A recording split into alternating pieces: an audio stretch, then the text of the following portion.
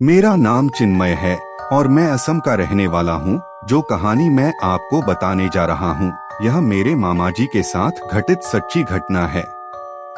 जब मेरे मामा जी छोटे बच्चे थे, तब उनके दोस्त बहुत सारे थे। उनमें से सैन मित्तल नाम का एक लड़का उनका खास दोस्त था। मेरे मामा जी उस वक्त क्लास 9th या 10th में थे, जिस वक्त उनके साथ यह घटना घटी। मेरे मामा जी का घर नलबाड़ी जिले में एक गांव में था।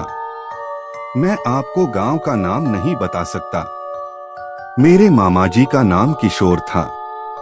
एक रात जब मेरे मामा जी अपना होमवर्क करके बैठे थे और उस समय 8 बज गए थे, गांव में रात के 8 बजे मानो पूरा गांव सुनसान हो गया था और कोई इंसान तो क्या जानवर भी नहीं दिख रहा था। मामा जी होमवर्क करके अपनी कुर्सी पर बैठे थे कि तभी किसी ने उनका दरवाजा खटखटाया। उन्होंने खोलकर देखा तो दरवाजे पर मित्तल था। उनका खास दोस्त मित्तल को देखकर मामा जी हैरान हुए और बोले, अरे तू इतनी रात को यहाँ क्या कर रहा है मेरे घर पर? तब मित्तल ने बोला, अरे चल खेत में जाकर तंबाकू खाते हैं, मजा आएगा। तब मामा जी ने कहा, अरे मित्तल तंबाकू कब से खाने लगा तू? फिर मेरे मामा जी ने बोला, इतनी रात को मैं कहीं नहीं जाऊंगा, मेरे घर वाले को पता चल जाएगा तो वो मेरी जान ले लेंगे। तब मित्तल ने बोला, अरे पता न चले, इसीलिए तो खेत में जा रहे हैं। मित्तल के इतना कहने पर मामा जी अपने घर पर यह बोलकर निकल गए कि वह मित्तल के घर कुछ काम से जा रहे हैं। तब उनके घर वाले मान गए और फिर मामा जी मित्तल के साथ चलने लगे। गांव का पूरा रास्ता सुनसान था। मामा जी सोचने लगे कि जो मित्तल हर वक्त मस्ती करता रहता है, वो आज इतना चुपचाप क्यों है। वह सोच ही रहे थे कि उन्हें लगा कि उनका दोस्त वहां नहीं है। मामा ने पीछे मुड़कर देखा तो मित्तल सचमुच वहां नहीं था। मेरे मामा जी डर गए कि अभी तो यहाँ पर था तो मित्तल चला कहाँ गया। मेरे मामा जी सोचते सोचते यहाँ वहाँ देखने लगे कि तभी अचानक से मित्तल उनके पीछे आ गया। मेरे मामा जी ने पूछा कि अरे मित्तल तू कहाँ चला गया था? तो मित्तल ने कहा, अरे माचिस लेने गया था भाई। तब फिर मामा जी ने लंबी सांस भरी और कहा, अच्छा ठीक है चल। मुश्किल से थोड़ी ही दूर गए थे कि मामा जी ने मित्तल से कहा कि अरे तू मेरे साथ मजाक तो नहीं कर रहा है ना इतनी रात को? तब मित्तल ने कहा, अरे मैं मजाक क्यों करूंगा भाई, क्या मैं पागल हूँ? फिर मामा जी ने कहा, अच्छा तो तंबाकू कहाँ है? मैं भी तो देखूं और तंबाकू के लिए माचिस कौन लाता है? तब मित्तल ने घबराकर बोला, अरे भाई माचिस तो ऐसे खेत में आग जलाने को लिया है। तब मामा जी ने हैरान होकर कहा, तू पागल है? गर्मी में आग कौन जलाता है? सच बता मित्तल, तू मजाक करने के लिए मुझे यहाँ लाया है ना? तब मित्तल ने कहा, अरे भाई मैं तुझसे मजाक क्यों करूंगा, तू चल तो सही। फिर से बहुत कहने के बाद दोनों आगे बढ़ने लगे। तब मेरे मामा जी ने नोटिस किया कि उनके पीछे 2-3 लोग चल रहे थे। मामा जी ने पीछे मुड़कर देखा तो वहां कोई नहीं था। तभी मामा जी ने मित्तल को भी पूछा, लेकिन मित्तल ने कहा, अरे नहीं कोई तो नहीं है यहाँ पर। फिर मामा जी ज्यादा ना सोचते हुए आगे बढ़े। फिर उन्हें ऐसा लगने लगा कि कोई उन्हें पीछे से जकड़ रहा है। वह धीमी आवाज में मित्तल से यह बोलने ही वाले थे कि मित्तल वहां नहीं था, या देखकर वह पीछे मुड़े तो देखा कि मित्तल ने ही उन्हें जकड़ रखा था और वह मेरे मामा जी को जमीन पर गिराना चाहता था। लेकिन उस वक्त मामा जी को पता नहीं क्या हुआ। उन्होंने जोर से मित्तल को धक्का दिया और वहां से दौड़ने लगे। फिर उन्होंने देखा कि वह बहुत सारे चमगादड़ उनके पीछे उड़ रहे थे। चारों तरफ इतना धुआं फैला था जिसमें कुछ भी नहीं दिख रहा था। तब मेरे मामा जी ने रो रो कर अपने पिताजी को याद किया जो कि इस दुनिया में नहीं थे। तब मेरे मामा जी को लगा कि कोई उनके मुंह और आंख पर हाथ रख के उन्हें गोद में उठाकर थोड़ी दूर पर पटक दिया। मामा जी ने देखा तो धुआं हट चुका था और वह दौड़ते दौड़ते रास्ते में एक राम मंदिर के अंदर घुस गए। मंदिर के अंदर घुसने के बाद कहीं से आवाज आई कि आज तो तेरी किस्मत अच्छी थी कि किसी ने तुझे बचा लिया, नहीं तो आज तू मारा जाता। और तभी 2 मिनट के बाद चारों तरफ आंधी तूफान आने लगा और तूफान में मामा जी ने देखा कि एक नीली आग जल रही थी और उसके पास एक साया खड़ा था। मेरे मामा जी यह देखते ही उधर ही बेहोश हो गए और दूसरी तरफ मेरे मामा जी के घर में सब कुछ नॉर्मल चल रहा था। तभी मित्तल और उसके बाबूजी मामा जी के घर आए पर किशोर मामा के बारे में पूछने लगे। तभी मेरी नानी ने कहा कि अरे बेटा मित्तल, ये क्या पूछ रहे हो? किशोर तो तुम्हारे साथ ही गया था। तब मित्तल के बाबूजी ने कहा, अरे नहीं बहन जी, मित्तल को तो मैं अभी अपने काम से वापस लौटकर ले आया हूँ आपके घर, और मित्तल तो आपके घर अकेले जाने को बोल रहा था तो मैंने उसे डांट लगाई, बोला कि नहीं मैं तुम्हारे साथ चलता हूँ, क्योंकि गांव में बहुत सारी अजीब अजीब घटनाएं हो रही हैं, जिसके डर से मैंने मित्तल को अकेले नहीं छोड़ा और उसके साथ चला आया। यह सुनकर मेरी नानी चिंतित हो गई। फिर पूरी रात सब घर वालों ने मिलकर मामा जी को ढूंढा, लेकिन वह नहीं मिले। जब सुबह मामा जी को होश आया तो वह दौड़कर अपने घर आ गए और पिछली रात जो उनके साथ हुआ सब कुछ रो रो कर अपने घर वालों को बताया।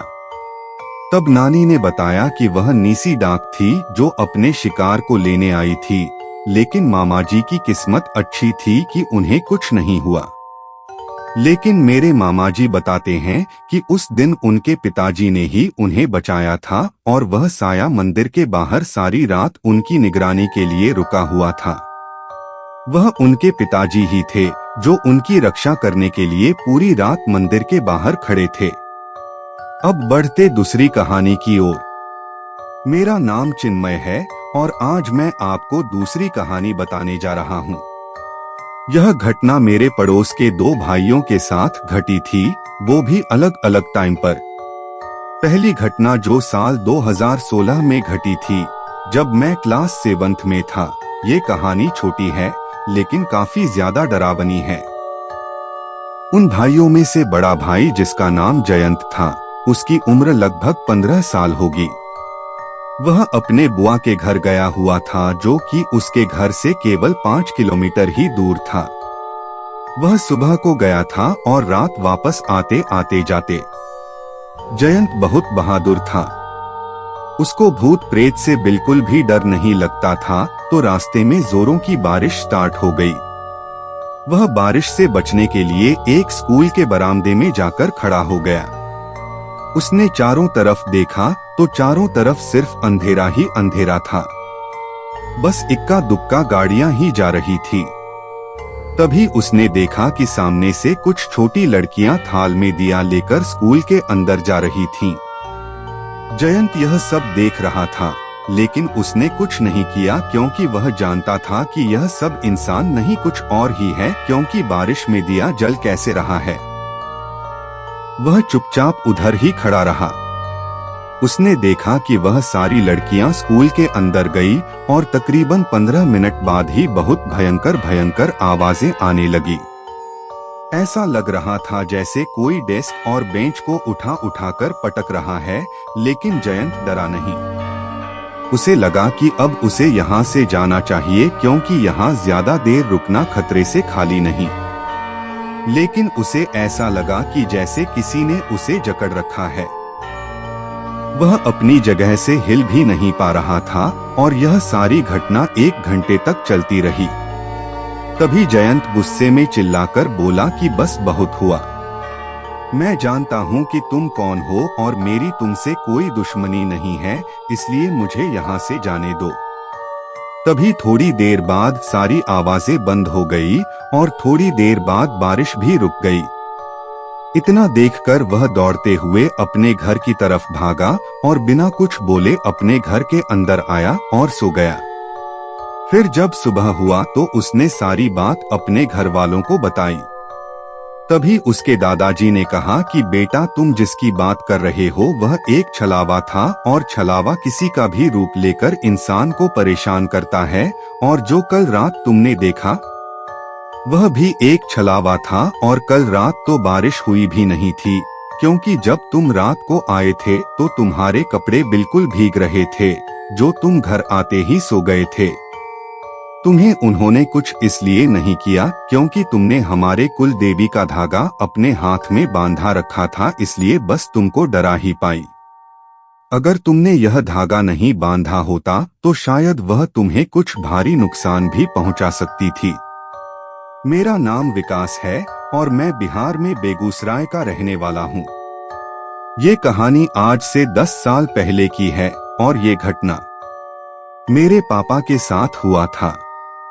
आज से 10 साल पहले एक रात मेरे पापा को काम से घर आने में काफी समय लग गया था, तो मम्मी हम भाई बहन को खाना खिलाकर सो जाने को बोली और मैं जाकर सो गया। लेकिन मेरी बहन और मम्मी नहीं सोई थीं।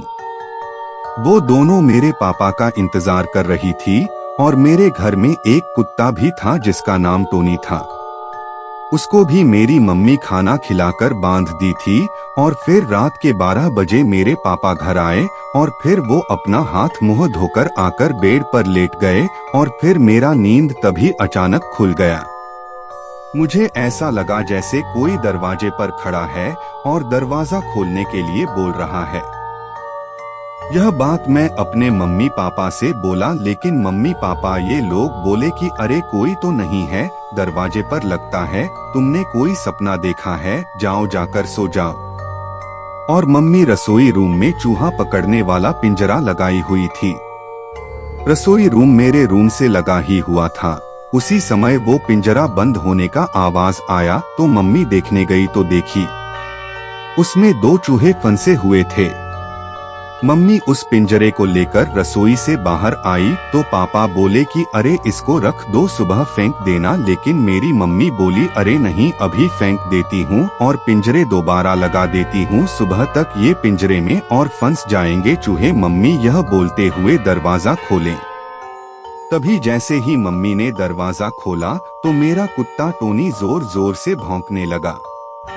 मम्मी को लगा कि वो साथ में आने के लिए बोल रहा है, इसलिए मम्मी ने उसको नजरअंदाज करके चली गई। फिर जब उस चूहे को फेंककर मम्मी वापस आई तो देखी कि पापा की तबीयत खराब हो गया है। लेकिन मम्मी को यह समझ में नहीं आ रहा था कि अचानक पापा को क्या हो गया। घर के सारे लोग पापा के पास आ गए थे और सब लोग पूछ रहे थे कि क्या हुआ, लेकिन पापा कुछ नहीं बोल रहे थे। बस जैसे इंसान तड़पता है वैसे कर रहे थे। और उधर मेरा कुत्ता टोनी जोर जोर से भौंके जा रहा था। तभी मेरी बहन टोनी का पट्टा खोल दी, और पट्टा खुलते ही वह सारे घर वालों को धक्का देते हुए मेरे पापा के पास आ गया और फिर मेरे पापा के शरीर पर चढ़ गया। वह शरीर पर चढ़कर पापा के चेहरे के सामने ऐसे भौंक रहा था जैसे पापा को अभी नोच खाएगा। मेरे घर वालों के लाख हटाने पर भी वह नहीं हट रहा था। लेकिन अचानक ही वो मेरे पापा के शरीर पर से उतर गया और घर के बाहर भौंकता हुआ तेजी से निकल गया। और कुछ दूर जाकर के वो एक जगह पर खड़ा होकर जोर जोर से भौंक रहा था। लेकिन वो जिधर देखकर भौंक रहा था उधर कोई नहीं था। फिर वो घर आया और फिर पापा के पास आ गया और पापा को सूंघने लगा। लेकिन तब तक पापा ठीक हो गए थे। फिर कुछ समय के बाद जब सब कुछ नॉर्मल हो गया तब हम लोगों ने पापा से पूछा कि आपको क्या हो गया था। तब पापा बोले कि जब मेरी मम्मी चूहा फेंकने के लिए घर से बाहर निकली थी, उसी समय उनको लगा कि जैसे कोई घर के अंदर घुस गया हो। और वो बोले कि मुझे ऐसा लग रहा था कि मैं बेड पर लेटा था, लेकिन कोई मेरे शरीर के ऊपर आकर लेट गया और फिर मेरा मन अजीब सा होने लगा। इस बात को सुनकर घर के सारे लोग डर गए थे और फिर दरवाजा बंद करके पूरी रात कोई नहीं सोया। और अगले दिन जब मेरी दादी वहां के एक पंडित जी के पास गई, वो पंडित जी झाड़ फूक किया करते थे और उनको जब दादी रात में जो भी हुआ वो सारी बात बताई। तब पंडित जी बोले कि वो एक भटकती हुआ आदमी था जो मेरे पापा के पीछे पीछे घर तक आ गया था, लेकिन वह किसी कारण से घर में नहीं आ पाया। लेकिन जब मेरी मम्मी चूहा फेंकने निकली तब वह घर में आ गया, और हाँ, वह मेरी मम्मी को शायद इसलिए कुछ नहीं कर पाया क्योंकि मेरे मम्मी के हाथ में लोहे का पिंजरा था, और पंडित जी बोले कि इंसान आत्मा को नहीं देख पाता है, लेकिन कुत्ता आसानी से देख लेता है। इसलिए ही मेरा कुत्ता इतना भौंक रहा था क्योंकि वह उस आत्मा को घर में घुसते हुए देख लिया था। और पंडित जी दादी से यह भी बोले कि आप लोगों का किस्मत अच्छा है जो कि घर में कुत्ता था। वह बोले कि ऐसी आत्मा जब किसी के घर में घुसता है तो घर के किसी न किसी सदस्य का जीवन खत्म करके ही निकलता है। इस तरह की आत्मा बहुत खतरनाक होती है। तब दादी जी पंडित जी से पूछी कि अब फिर से यह सब नहीं होगा ना? तो पंडित जी बोले नहीं, उस आत्मा ने अपने घर में एक कुत्ता देख लिया है जिसकी वजह से वो डर गई है, और तब से लेकर आज तक फिर कभी ऐसा नहीं हुआ। और अब मेरा कुत्ता टोनी भी मेरे साथ नहीं है। आज से 5 साल पहले उसका निधन हो गया, और अभी हम यही चाहते हैं कि उस रात जो हुआ वह फिर कभी न हो।